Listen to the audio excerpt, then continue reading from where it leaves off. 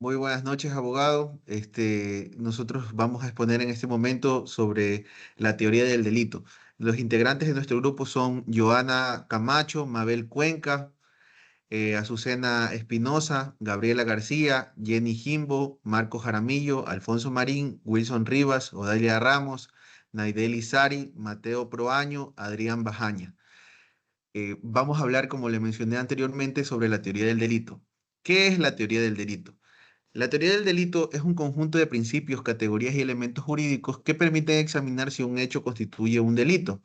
No es una ley, sino una sistematización doctrinal que organiza el análisis del delito en fases o pasos lógicos usados tanto en la práctica judicial como en la enseñanza jurídica. De acuerdo a Roxin, la teoría del delito es una herramienta metodológica que analiza jurídicamente las conductas desde el punto de vista del derecho penal.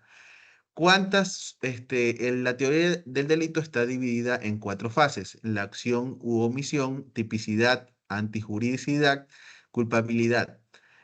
Yo les voy a hablar sobre la acción. ¿Qué es la acción? En el marco de la teoría del delito, la acción es el primer y esencial elemento del delito que se entiende como la conducta humana voluntaria dirigida al mundo exterior susceptible de producir una modificación en él.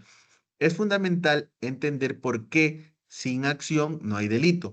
Por ejemplo, un pensamiento o una intención delictiva sin manifestación externa no puede sancionarse penalmente. Vamos a hablar también sobre qué es la voluntad. La voluntad es la facultad humana de decidir y ordenar nuestra propia conducta en el ámbito jurídico, especialmente en el derecho penal. La voluntad es el elemento interno que impulsa a una persona a actuar de una determinada manera, guiada por sus decisiones conscientes. Asimismo, vamos a determinar en este momento qué es el causalismo. El causalismo es una doctrina clásica que considera que la acción es un proceso causal físico natural entre el movimiento corporal voluntario y el resultado típico. Esta teoría se centra exclusivamente en la conducta externa y su relación causal en el resultado, sin atender la finalidad del autor. ¿Cuáles son las claves del causalismo para poder entenderlo? Es que la intención no forma parte de la acción. Lo importante es que exista un nexo entre la causalidad física y que el dolo o la culpa se analizan en la culpabilidad y no en la acción. Un ejemplo claro de esto es que si una persona lanzó una piedra y rompe una ventana, basta con verificar el lanzamiento, que es la conducta física que causó el daño material, sin investigar el motivo por el cual lo hizo. El finalismo, sin embargo, es una propuesta, es principalmente propuesto por Hans Wexel. Es una teoría moderna que entiende como un comportamiento voluntario y orientado a un fin. La conducta humana no es solo física, sino también dirigida por la voluntad de un resultado. Por tanto, la finalidad forma parte esencial de la acción. Una definición sería que la conducta voluntaria final dirigida a la realización de un fin conforme a un plan del autor. Las claves para entender el finalismo son que la voluntad e intención se integran en la estructura de la acción. El dolo y la culpa ya se valoran desde el nivel de la acción y se distingue más claramente entre los actos dolosos y culposos. En este caso, un ejemplo de esto sería que alguien que quiera envenenar a una persona a través de una comida adulterada, se considera acción no solo el acto físico de poner el veneno, sino también todo el proceso consciente dirigido al fin que en este caso es matar. A continuación, mi siguiente compañero.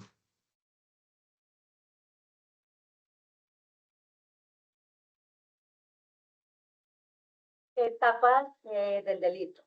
Desde la teoría de acción finalista, especialmente desarrollada por Hans Welter, quien distingue entre la fase interna y la fase externa del comportamiento delictivo. Ejemplo, una persona coloca veneno en una bebida con la intención de matar, sabiendo que el veneno causará la muerte al ser ingerido. En la etapa interna, esta etapa ocurre en la mente del autor. No hay conducta visible aún, pero sí hay una formación de la voluntad delictiva. Dentro de la etapa interna tenemos proposición del fin, donde el autor decide lo que quiere lograr. Es el momento en que se forma el propósito delictivo. Por ejemplo, quiero matar. La persona decide que quiere matar a otra. 2. La selección de fin. El autor elige cómo va a lograr ese fin. Piensa en qué herramientas o métodos usará. Ejemplo, elige el veneno como medio para matar. 3. Consideración de los efectos concomitantes. El autor considera consecuencias adicionales o efectos secundarios posibles. Ejemplo, sabe que el veneno podría afectar también a otros si alguien más toma la bebida por error, pero decide continuar. También tenemos la etapa externa, que es la conducta observable, que es donde está la ejecución de la acción, donde el autor pone en marcha la conducta delictiva, se pasa del pensamiento a los hechos. Ejemplo, coloca el veneno en la bebida. También vamos a ver lo que es el saber causal. El saber causal es un concepto jurídico que se refiere al conocimiento que tiene una persona sobre la relación de causa y efecto entre su conducta y un resultado. Dentro del saber causal tenemos la forma activa y la forma pasiva, que en la forma activa es la acción, donde el autor realiza una conducta activa prohibida por la ley. Es el tipo más común del delito. Requiere que el sujeto actúe voluntariamente y realice una conducta típica. Ejemplo, una persona dispara un arma y mata a otra. Aquí hay una acción positiva, apretar el gatillo, y el delito es un homicidio por acción. Tenemos la forma pasiva, que es la omisión. El autor no actúa cuando tenía la obligación jurídica de hacerlo, y su pasividad provoca o permite un resultado prohibido por la ley. El sujeto no impide un resultado cuando está jurídicamente obligado a hacerlo. Es necesario o que exista una obligación jurídica de actuar o que el sujeto tenga la posibilidad real de actuar y que exista una posición de garantía, tanto como un ejemplo. Un padre ve a su hijo ahogarse y no lo rescata, pudiendo hacerlo. El padre tenía una obligación legal por ser garante, o sea, por ser el padre, de proteger al niño. Al no actuar, comete un delito por omisión.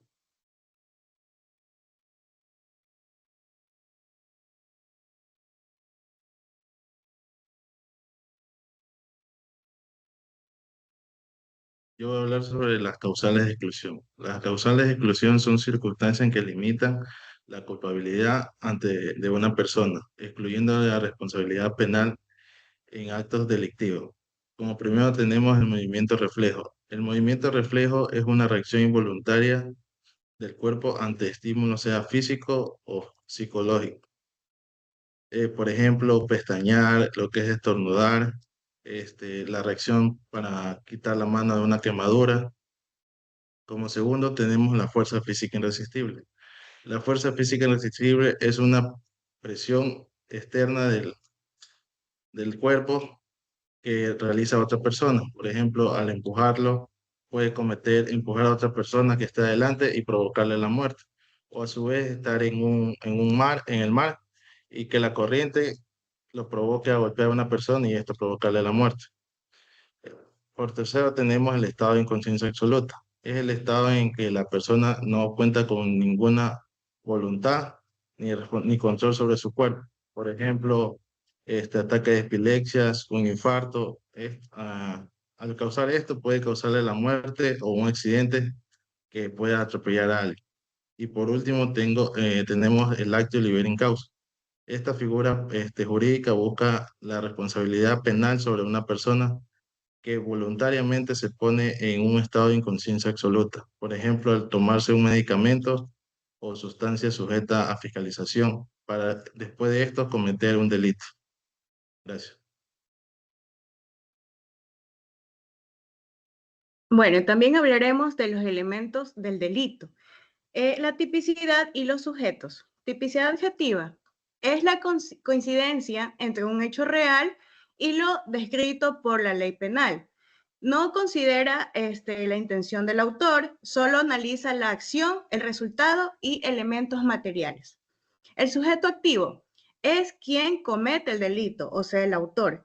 Ejemplo, un ladrón que roba un celular. El sujeto pasivo es la víctima del delito, la persona que sufre el daño o la afectación. Por ejemplo, el dueño del celular robado. Hablaremos también del objeto jurídico. El objeto jurídico es el bien o valor protegido por la norma penal frente a conductas que lo amenazan, como la vida, la libertad, la propiedad, entre otros.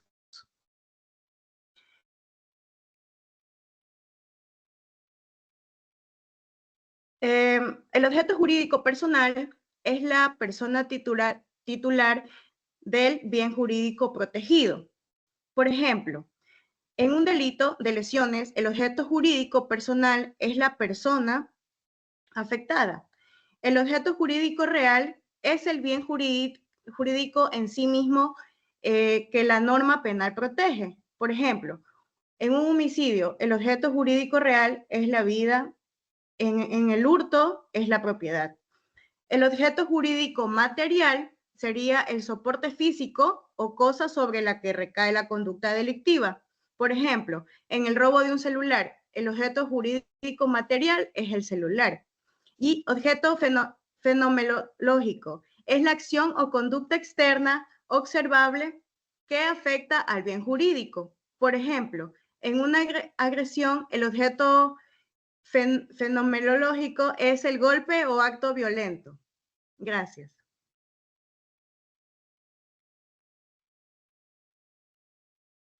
Conducta en el tipo penal.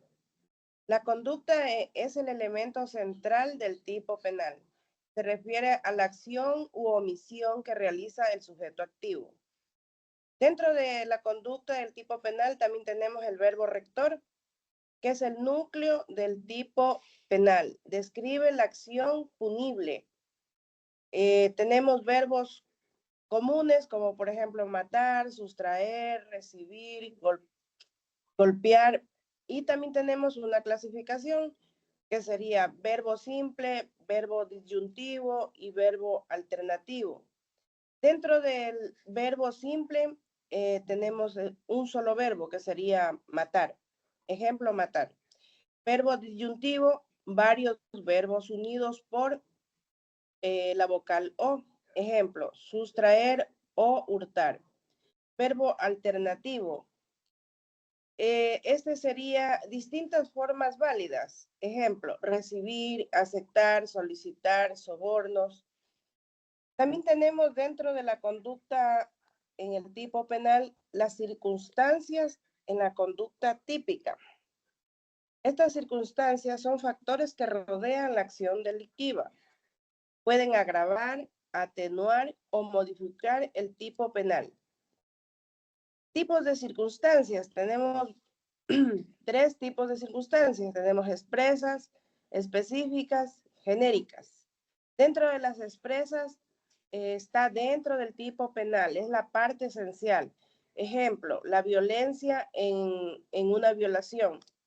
Específicas, fuera del tipo penal, afectan la pena. Esto está establecido en el artículo 47 del COIP. Tenemos también las genéricas. Aplican a cualquier delito como agravantes o atenuantes generales. Gracias.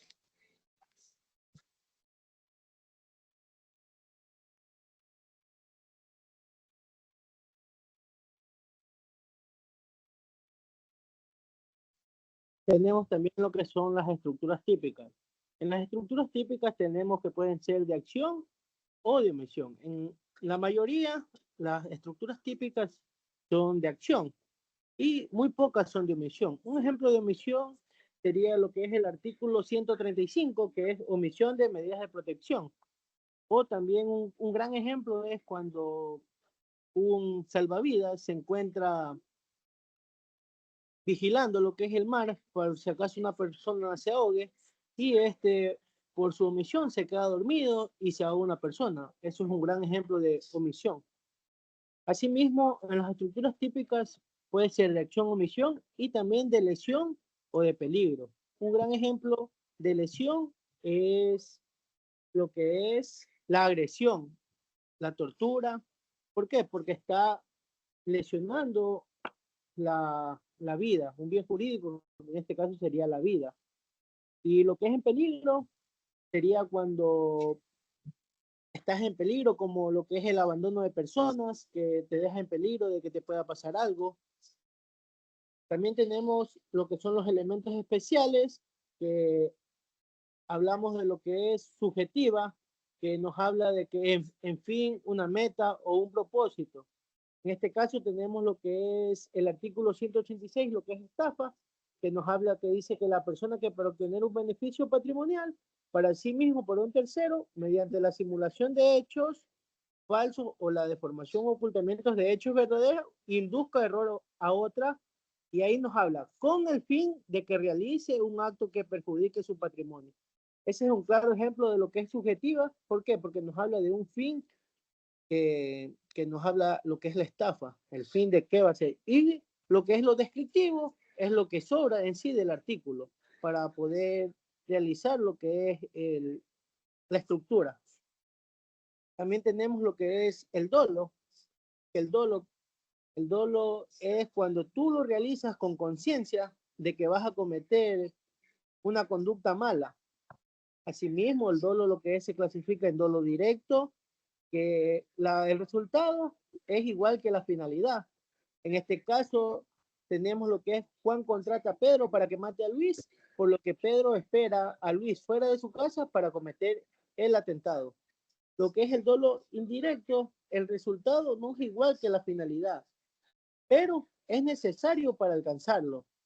Tenemos un ejemplo que dice: José quiere matar a Mateo, que se encuentra en una aula de clases, por lo que lanza una bomba en el aula que recibe clases, matando a su objetivo y también a algunos compañeros de Mateo, que se encontraban en el aula. Aquí nos damos cuenta que para poder cometer el delito y matar a Mateo, también tuvo que matar a algunos compañeros que se encontraban con él. Y lo que es el dolo eventual, lo que es el resultado, no es la finalidad y tampoco es necesario alcanzarlo, pero al autor le es indiferente. Luis es un guardia en una camaronera, por lo que del aburrimiento se pone a jugar con su arma, dándole vueltas con el dedo, a lo que al ratito se le sale un disparo. Y a 50 metros se encontraba su compañero, por lo que la bala le impacta, causándole la muerte.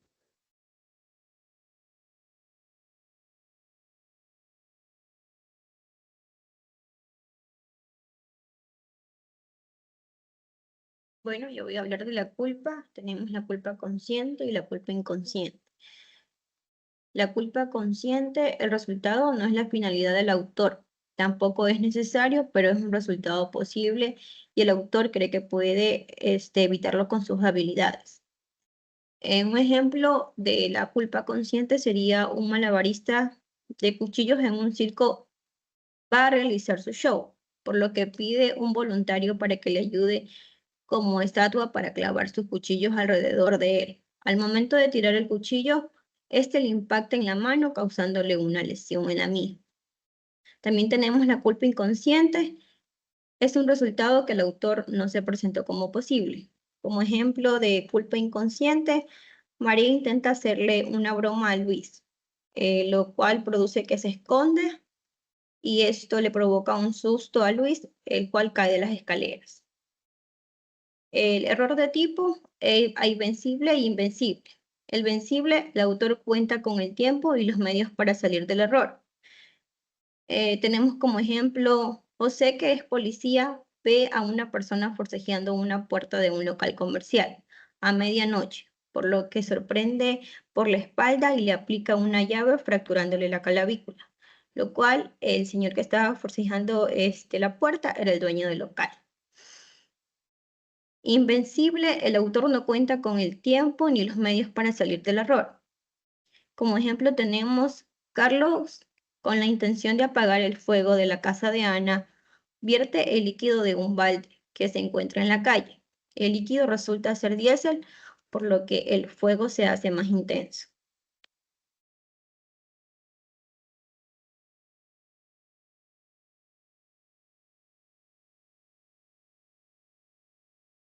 Yo explicaré lo que es la antijuricidad. La antijuricidad es la contravención a la norma que está dentro del tipo. Es decir, esto se refiere a la lesión o puesta en peligro de un bien jurídico protegido por la ley penal. Desde un enfoque más técnico, podemos sostener que la antijuricidad implica que la conducta típica objetivamente valorada es la contraria al derecho, en la medida en que vulneran las normas que protegen los intereses básicos para la convivencia social, como es la vida, la libertad, la propiedad, la seguridad pública, etc. Es decir, la conducta es contraria al mandato normativo que protege estos bienes. En consecuencia, la antijuricidad puede ser material y formal. Material es cuando se comprueba que la acción realmente lesiona o pone en peligro de manera relevante un bien jurídico. Un ejemplo, tenemos que una persona dispara a otra con la intención de matarla. La conducta es típica, o sea, que está prevista dentro del tipo penal como homicidio. Y además es materialmente antijurídica porque lesiona el bien jurídico que es la vida humana. Y no hay ninguna causa que lo justifique.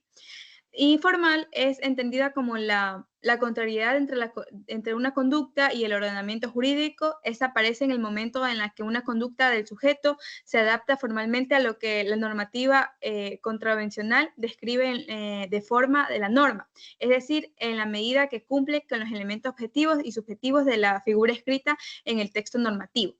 Un ejemplo tenemos que un sujeto sustrae un celular de una mesa en una cafetería sin que el dueño se dé cuenta.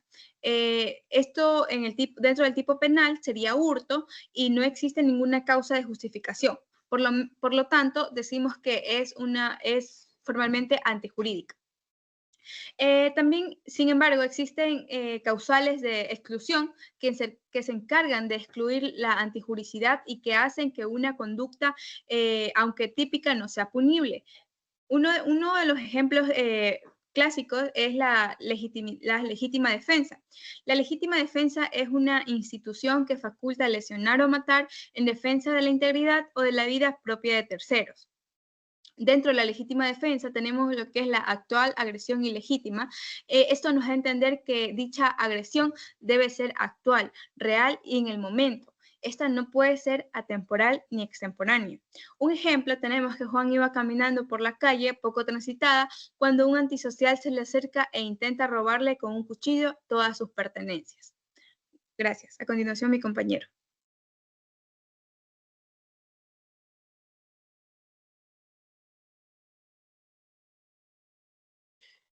Muy buenas noches. Necesidad racional de la defensa. Es uno de los requisitos de la legítima defensa y significa que la reacción de quien se defina debe ser necesaria y proporcionar el ataque. No se puede proporcionar como uno más de una violencia si no existe en el caso. Un ejemplo muy claro es que si existe, en este caso, si alguien me golpea con la mano, no puede responderme con una arma letal. La defensa debe ser racional y justa. La falta de provocación. También una parte legítima de la defensa para que ésta sea válida. El que defiende no debe proporcionar o agredir a alguien. Si yo empiezo una pelea y luego me atacan, no puedo decir que actúe en defensa propia. Un ejemplo muy claro de esto puede ser que no se puede provocar a alguien con insultos o amenazas y luego alegar una legítima defensa si responde. Como tercer punto, y muy claro y muy fundamental, es el estado de necesidad justificante, como en este caso como una tercera persona. Es cuando una persona comete un hecho prohibido para evitar un mal mayor, pero no para sí mismo, sino para proteger a otra persona.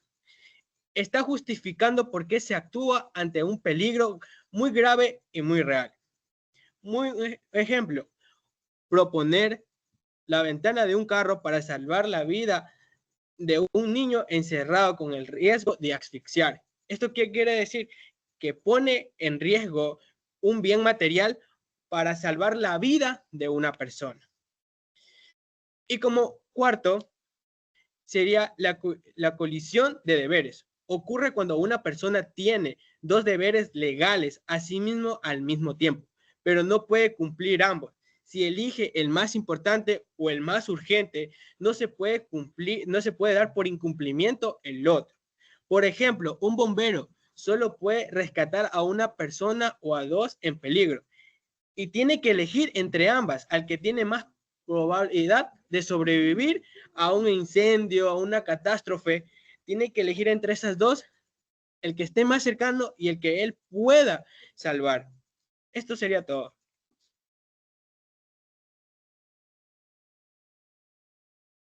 La culpabilidad. Dentro de la culpabilidad tenemos lo que es la inimputabilidad, la conciencia de ilícito y la exigibilidad de otra conducta. En este caso, yo les voy a hablar sobre la inimputabilidad. Antes de ello, voy a explicarles sobre un breve concepto de la culpabilidad. La culpabilidad es un juicio de reproche que se realiza al autor cuando era libre para decidir entre actuar y no actuar. El elemento más importante de este concepto de culpabilidad es la libertad. Dentro de los elementos de culpabilidad tenemos lo que es la capacidad de culpabilidad. ¿Qué es esto? Pues solo se puede ser culpable quien está en capacidad de querer, entender o dirigir sus actos. Generalmente todos somos capaces de ser culpables, excepto los inimputables. De ahí viene lo que es la inimputabilidad. La inimputabilidad se refiere a lo que es la situación en la que una persona no puede ser considerada culpable de un delito debido a la ausencia de su capacidad para comprender lo que es la ilicitud del hecho o para actuar de acuerdo a su comprensión. Dentro de la inimputabilidad incluye lo que son los niños, las personas que padecen enfermedades mentales y también las personas de intoxicación o embriaguez fortuita. Dentro de los niños, pues los niños son siempre inimputables. Es decir, esto significa que no se les puede atribuir culpabilidad penal por sus acciones de la misma manera que a los adultos. Por ejemplo, un niño de 8 años que está jugando con una pelota en un parque, accidentalmente la patea la pelota con fuerza y esta rompe lo que es la ventana de un vehículo. Aunque hay un daño de la propiedad, el niño no es penalmente culpable. Por ello, debido a su inimputabilidad por edad. Asimismo, tenemos lo que son las personas que padecen de enfermedades mentales. Estas pueden ser inimputables si al momento de la ejecución del hecho están gobernadas por su trastorno. Por ejemplo, una persona que debido a un brote psicótico severo causado por esquizofrenia, escucha voces que le ordenan agredir a alguien y en este caso lo hace. Entonces, si esto se comprueba, si se hace un peritaje psiquiátrico y se comprueba y se determina que en ese momento la persona no podía discernir la realidad ni controlar sus impulsos, entonces esto sería declarado inimputable. Asimismo, tenemos la intoxicación o embriaguez fortuita. La intoxicación o embriaguez fortuita es una circunstancia que se puede excluir o atenuar la responsabilidad penal de una persona que comete un delito mientras se encuentra bajo los efectos de drogas, alcohol, medicamentos, etc. Dentro de un ejemplo de intoxicación involuntaria grave, una persona es drogada con una sustancia potente sin su conocimiento y bajo los efectos de esta sustancia comete un acto violento. Entonces, si se demuestra en este caso que la intoxicación fue involuntaria y le impidió completamente el control de sus actos, entonces podría ser considerada inimputable. Muchas gracias. A continuación, mi compañero seguirá explicando sobre el tema. Otro elemento más que tenemos de la culpabilidad es la conciencia de ilícito.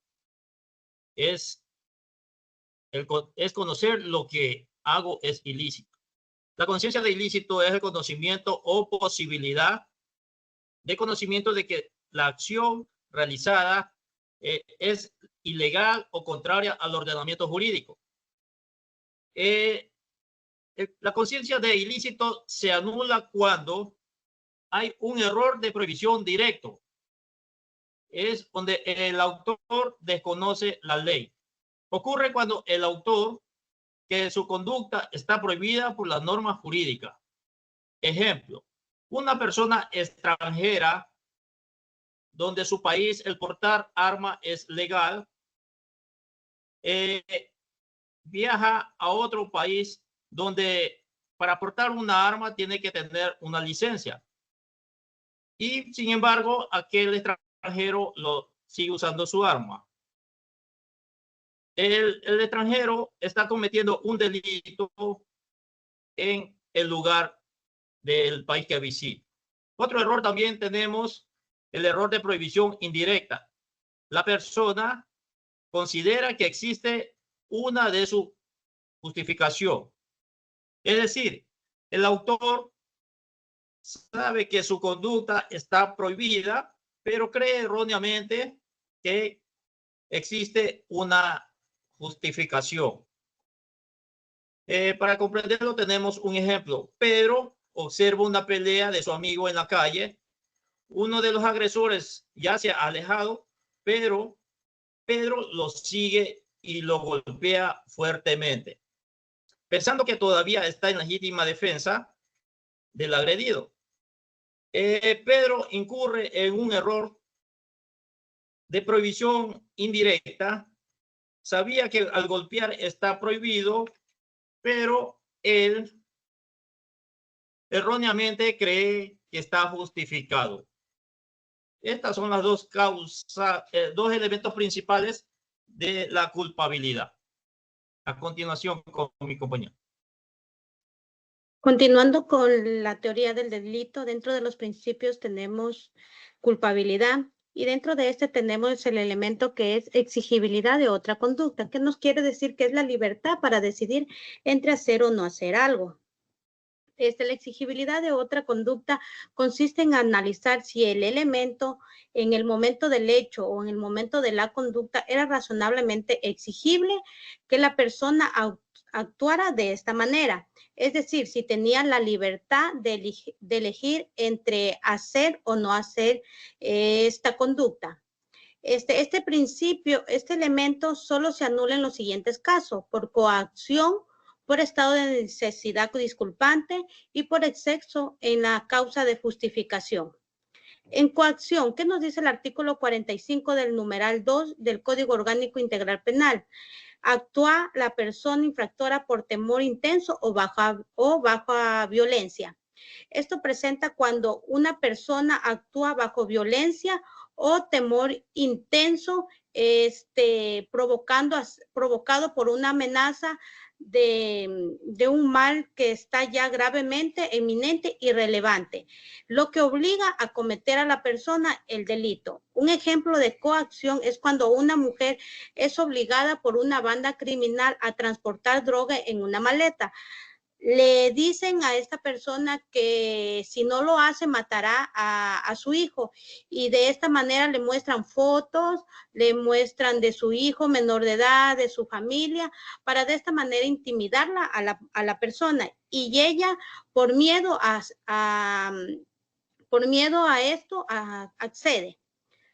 Otro caso importante es el estado de necesidad disculpante. ¿Qué nos dice el artículo 32 del Código Integral Penal?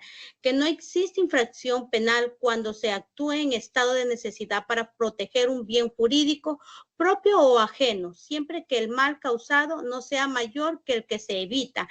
Esto ocurre cuando una persona viola una rama penal para salvar otro bien jurídico de igual o mayor valor, sin haber provocado a sí mismo la situación de peligro.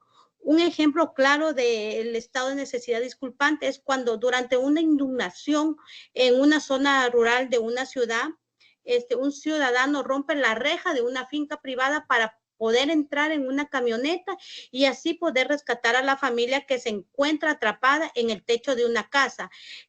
Aquí, aunque dañó la propiedad ajena, la propiedad privada, pero de esta manera el ciudadano pudo salvar las vidas humanas que estaban en peligro. Dentro de lo que es otro caso de anulación es el exceso en la causa de justificación. ¿Qué nos dice el artículo 32 del COI? Que el exceso en la causa de justificación será eximente de responsabilidad penal cuando se realice por miedo o terror insuperable o por error inexcusable en la apreciación del hecho. Un ejemplo dentro de este caso sería que al defenderse de un robo, una persona golpea al agresor con tanta fuerza que le causa la muerte, sin darse cuenta que el peligro ya había cesado, que el peligro ya no existía y actuó por miedo incontrolable y podría eximirse de responsabilidad penal. Esto es toda nuestra exposición acerca de la teoría del delito. Gracias por su atención.